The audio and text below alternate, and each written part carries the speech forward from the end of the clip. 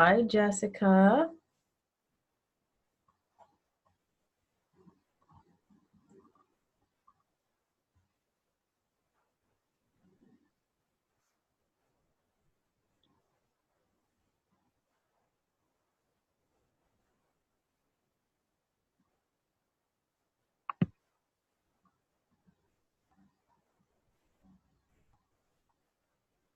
Doesn't look like you have sound yet. I think you might have to. And so I was like gravitating to anything and everything, trying to read and trying to soak up whatever material was out there, especially trying to fine tune even what I was going to do as an entrepreneur. So I attended a conference at the beginning of this year, and I really thought, okay, I know what I'm doing. This is what I'm going to do. And um, but like I said, but what's the next step? Like, I don't know, like, okay, now I know the business, but like, what's the practical application as to what, make this an actual profitable business and be able to help people with it. So when I landed on you, actually, I had a girlfriend of mine send me an invitation to your Planner-Palooza. And I was like, Okay. yes, I was like, I like the way that she is confronting, but yet caring with the confronting. And That's a the good fact way of that, putting right, it. right, because not everybody can master that. And we had a conversation. You were just like, Jessica, like you said, a couple months ago that you were going to make yourself a priority a couple months ago. So like, at what point are you going to do that? And so before, I guess to summarize all that, it's just before I came, I had the idea. I just didn't have the roadmap to be able to walk it out. Mhm. So I'm now excited about the fact that I have the roadmap, but I have a step-by-step guide to get it done. Awesome. Awesome. So what kind of things were you trying before in terms of getting the business going, or was it pretty much on hold? What I tried before was I can't remember the way you put it. I was like, it's a form of procrastination, but Oh, it's productive procrastination. that's what I was doing. So it was like, okay, I'm going to do this. I'm gonna get a website because everybody has to have a website. Um, I'm going to go through LegalZoom and get all the LLC and everything like that together. So because I'm doing something, but at the same time, it's like, well, when the person comes, what are you going to present to them? Hmm. I wasn't even very clear on what my customer offer was. So I had purchased Thinkific. I'm like, okay, so I'm gonna do a webinar because everybody's gonna find me on this webinar some miracle way, and I'm gonna be able to sell them something. So again, it was just that productive procrastination. That's the state that I was in, where I was shelling out money, becoming a little bit frustrated because I just didn't know how do I make this all thing come together. Right. Yeah. Okay. Okay. That makes total sense. So tell me, what allowed you to sort of overcome your fear or feeling like you needed to delay and put everybody else first and make the decision to invest in yourself? Um, I think, well, I don't know about the other ladies in Achievers Club, but I truly feel like this is a connection to my faith. And I don't feel like I would have done what I was supposed to do if I didn't walk it out.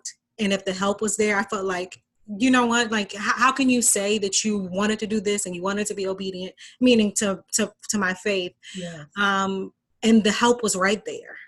So I had to get over it because I was like, I'm going to keep shelling out all this money and I'm still not going to get what it is that I want. So if someone is providing me with those steps, someone is going to hear me and give me one-on-one attention. That's the other thing, was the one-on-one attention. Because you can read all the books you want to read, but and you may not know how that applies to you or even if it does apply to you. Hmm. Um, but and again, the conversation that you had, and you were just like, okay, so at what point are you going to put this? So I was like, okay, yeah, excuse time is over. It's getting old. So at that point, I was like, okay, let me just go ahead and do it. And let's just see, because at least if I don't know, if 20 years later, I'm not doing this business or maybe doing something else with my life, I can say that I put everything into it. Yes. Yeah, Oh, I love that. Yeah. Yeah, right. I guess something that comes to mind as you say that is I often tell people like the only failure is not trying at all. Like just keep letting it sit on the back burner and never doing anything. Like that's the only way you fail. Anything else is just learning. Is learning absolutely. how to make a shift, how to do something different. Like, oh, okay, that didn't work. Let me try this. But I think the challenge with me is that I have, and this is me exploring my money stories in my mind, is like I'm incredibly frugal, and I really think I learned some lessons from my parents about putting your children first, and it wasn't necessarily a balance. But I just saw myself, I'm like, well, if I just go down the path of putting my daughter first, this can be her college fund. If I just, stick with that, okay, that's fine. But, like her expenses are going to increase year to year. And I can't guarantee that my job is going to, give me an increase every year. Right. So at least I can have this something that I know that at least, if anything, it's my effort that's going to make sure that takes place. Yeah, I love that. And it's a good point. You don't know if your job's going to give you an increase, and if they do, it's definitely going to not be at the rate at which you need, right, to cover all the things that you really want to do in your life. So, that was really smart thinking. Okay, so tell me about your, early experience. So let's just say if we think about the first month in the Achievers, what was your reaction to the community and all of that kind of stuff? I was pleased doesn't quite get it. It was impressed, put it that way. It was impressed because I didn't get a lot of fluff, and I got straight to the point. Like my first week, when you were asking me, so what's your assignment for this week? I was like, wait, it's just my first week. What are you talking about? I'm not quite sure. Like, am I supposed to be doing something this week? But I liked that because I've already made the investment of time and resources and energy. Why not get the work done? And like I said, I went to a conference, and I really liked the business coach's information. But every now and again, I kind of felt like she was only going to give you what you paid for. Like it was just kind of piecemealing it instead of, okay, I made the investment, I'm all in. And being in an environment where you're with the other women who've made the investment and they're all in makes the difference. Yeah. Because I guess that coach, she doesn't know how many people are actually going to be dedicated in that space. But to be in a space where that there's other women who are dedicated to this. And not only that, like I was a little bit intimidated because people were saying like KPIs and they were talking like business talk. I was like, I'm a social worker. I don't know what y'all are talking about. But the fact that like it was broken down and it's that I'm actually a part of a community like that. And that means a lot because I never thought that I could be an entrepreneur. I never thought that like I was built to be a business person. So to hear people saying, oh, when I made my first this and that and thousands, I was like, oh, okay.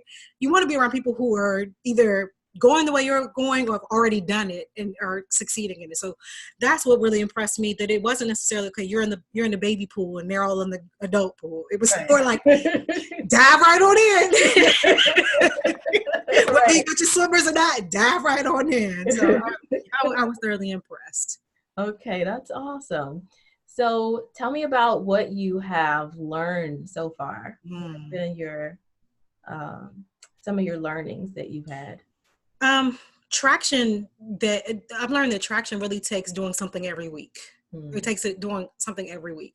And at some point I'm going to sit down, and I don't know if maybe this conversation is really going to be the catalyst. I'm going to sit down and just like look and see over the last, when was it, June or July? I can't remember when I first, just how far I've come with this, because it really requires me to do something every week. And I think that if I wasn't in this club, I could easily allow a month to go by and not do anything. Yeah. And it wouldn't be really because I didn't have my heart in it. I'm like, what's next? Like, I don't know, what's my next step? So I've learned that it's going to take, one, listening to the wisdom that's given to me, even if it's uncomfortable. Because I was like, I was really resisting this whole thing of like fine tuning. I was like, no, but I've got like all these ideas and you keep trying to keep me back to, but I get it now. I get it now that it all melts together. And so definitely how to fine tune, how to streamline my message, how to create the customer offer, but all that requires me to do something every week. I should say every day, but sometimes some weeks it will be, I'll do several hours. And that'll cover like how, my hours of power for multiple days. And then some weeks it requires me to do something every day on it. Okay, that's good. Yes. We always say momentum over motivation. So I think you've been very good about being an action taker and listening to the feedback, implementing right away, sending more stuff for feedback, and just like really, really going after it. So it's been really fun to have you as a member. Someone who's like, I'm just gonna I'm gonna do this. Like, all right, I made the decision. Now I'm actually gonna do it. So I love that. Okay, so you touched on a little bit about your offer and all of that stuff. So maybe just say a little bit more about what you've actually implemented and sort of the results that you've gotten so far. So with the first, I think it was the very first assignment when we were talking, when I had to interview people, it really made it a reality for me. So like I'm interviewing people, they're going to ask me, what are you interviewing me for? What are you doing? So that was like speaking it like, okay, now people are going to hold me accountable, especially people I interviewed. So I was able to get feedback from people who would benefit, and some, it was interesting enough that some people felt like they would have benefited earlier in their career as well. So I guess I got, not only was I able to hear voices, but I got confirmation that this is something that is necessary, because I had this negative self-talk that what I'm teaching everybody already knows. If you're employed, you already know how to do these things. And so when I was hearing people, I was like, maybe some people don't know. And I'm not making up a story in my mind of people think that people need. So once I did the interviews, it also taught me some tools that I can use, because the interviews really introduced me to Zoom from me operating it. Because I've participated in Zoom before and it was just me as a participant, but not like the ins and outs of what that's going to look like. And that really taught me about scheduling with clients. So just that one exercise, because it required me to reach out to people, set up the whole Zoom account. So I'm getting used to the whole, what tools am I going to use in my business, following through the interviews, because as much as I knew the people I interviewed, I am like the biggest introvert, and I was like, I don't know, I was kind of nervous and shaky, but I was grateful that I did, and I'm grateful that I recorded it, because a lot of bits of wisdom were shared. And then the customer offer was the very, very interesting piece, because just before it, I had to embrace this whole business coach space or title, if you will. So to do the customer office, I was like, okay, so if I'm doing that, then that's what I really have to help them with. So what does that look like? And I sat through a class, actually just as a participant. It was like a managing multiple priorities or something. It was a part of a professional development at my job. I had to sit, in one of the classes, and I was just hearing all these pain points. Whereas before, I would have just heard my colleagues complaining and fine tune the way I heard what people talking. Like, that's a pain point right there. I love it. I was writing so many notes. The instructor was like, "What are you writing?" I was like, "No, you just keep on teaching. You just keep on teaching." So it's changed the way I hear things. It's changed the way I'm even thinking about what I offer people, because again. Well, I don't know if I mentioned this before, but before I decided to actually become an entrepreneur and make this something as income, I've been doing what I'm doing either for free or just at the salary that I have. Meaning, like my current job is I'm a trainer, and so I would create trainings that were more like what I'm really interested in, and no one else on the team was going to train but me. But it really can get squashed because that's just a part of the salary. But I'm like, no, I'm giving you all things that can really be beneficial outside of the workspace. So I'm learning now how to cut back and say, what's going to be, what I'm going to give and what I'm not going to give. And again, going back to the stories I tell, because I've had a lot of bad business interactions with people, and I felt like they weren't very giving or very kind. And so I thought that meant that I need to be incredibly giving, incredibly kind, like give the whole curriculum without expecting anything in return, because that was, just the story I kept telling myself. So hearing the other women saying they're creating these trainings and they're collecting income for it, I'm like, okay, that's something else that I've learned, that this is something that is a valuable service that can help people. And I think it was something that you said, you were like, well, how are you going to help people transform? And I really think that is what I know, that in order for my transformation to occur, I had to put some type of financial investment into it. Like you and I wouldn't be conversing if that wasn't. And that really meant that this was serious. So learning that I can offer that same thing to other people. That's beautiful. I love that. Okay. You have also put together your signature offer. Yes. Which is amazing. So what did you learn in the experience of doing that? That the things that I thought I had to give away to do that, I felt like I realized just how much it falls in line. Like I was just gung ho, sticking to this, is career planning, life management, and etiquette. That's what I offer. And so to kind of try to, no, you're just focused on the career, and that's what everybody was like, no, but I got to teach them etiquette. But when I saw it on paper, I was like, oh, it does all fit. Yeah. And so all the ideas that I had do fit. It just has to be streamlined in a way that people can understand it. Yes. And it also, interestingly enough, it makes me read products differently. Because if the detergent told me all the things I could do with it, they couldn't fit it all on the bottle. They just wanted to say you can wash clothes with it, but there clearly you can get a stain out of the rug with it, and you can do all these other things with it. But in order to sell it to you, they have to tell you it washes clothes. Yeah. So I'm at peace with that now, because you can do so many things with other products, but it has to be able to be sold. And so that really helped me to fine tune it. I was like, okay, I get it now. Right. If they told you Coca-Cola was a beverage that could also clean your jewelry, you might not want to drink it anymore. Right? It's like, I don't know that I want to put that in my body. Right, yeah. Yeah. That's funny. Okay, so it seems like you're 100% more solid, right, on how you're branding yourself or calling what you do moving forward. And so what have you settled on? Definitely the career coaching piece, definitely that. And I realized that doesn't mean that I can't do other things in the community. Yeah. But career coaching is going to be the avenue to do that, because I have all these ideas. I want to do a cotillion, and I want to do all these things, a ladies' tea, but who's going to pay for that? Yeah. So if that's an offshoot of my business, that's perfectly fine as well. But I've got to be able to gain the revenue and to gain the client base.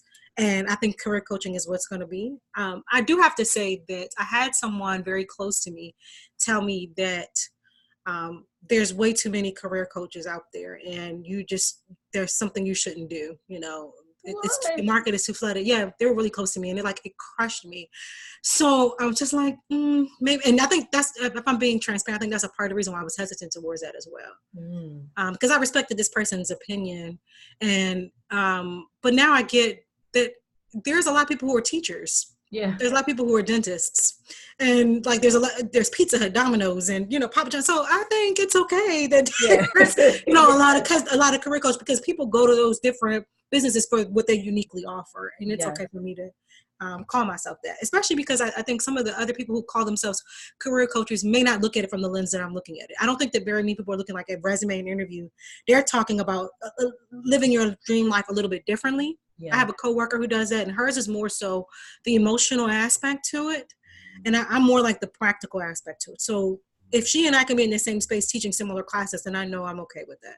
Yes, I love that you said that, because you are the secret sauce. You know what I mean? No one else can be Jessica. So the way that you do it is going to be completely different than how someone else does it. There's going to be people that are seeking help with their careers that are going to resonate with you, and they're not going to resonate with someone else because of experiences you had, because of whatever, because you have a family, because you're also have a background in social work. There could be any number of things that people connect with you on that they just absolutely won't connect with somebody else on.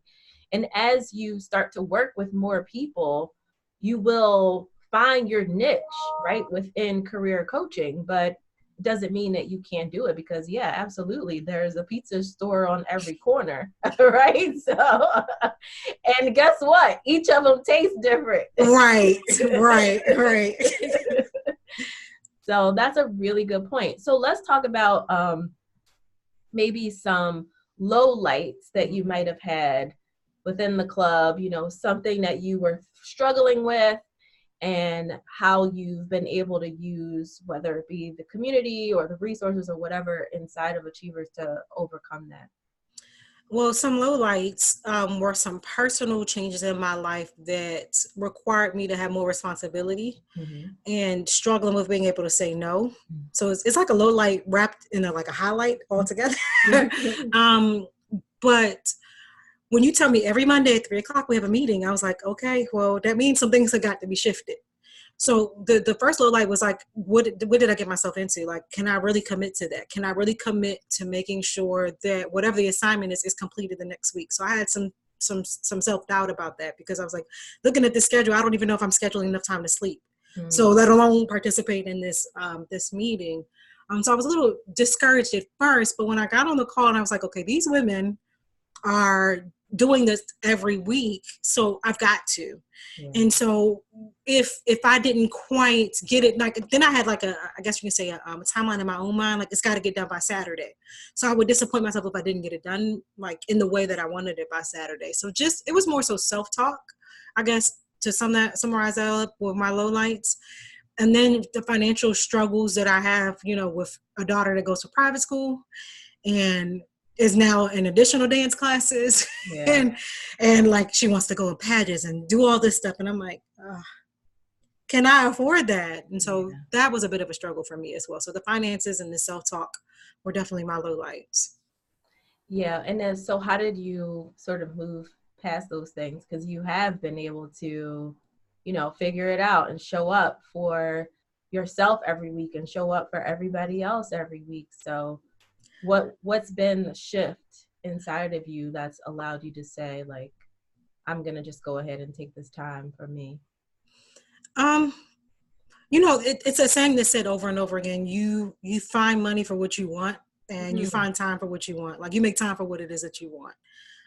And so I just have to keep telling myself that, like, if it means that I'm taking my laptop and I'm in the parking lot of my daughter's dance school, then that's what I've got to do, you know? Or if it means that I'm rearranging how I plan my meals so that I'm not eating outside the house, so that I can afford to put the money into my business. And that's what it is. Like, and even sharing that club commitment about the millions or something about financial freedom, like, at some point I'm going to get to that.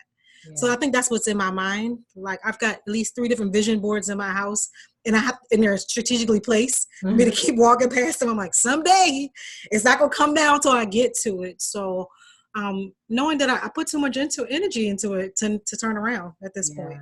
Okay. Yeah. I love that. All right. So what's next? You've been really going head on, getting this offer in. And so as you think about, you know, next quarter, we're wrapping up this quarter, which is what, quarter 3. I'm like, what? Where are we? I know. We're the year is like going by. Yeah. We're about to go into quarter 4. And so what are you thinking about going into quarter 4 in terms of what you want to accomplish?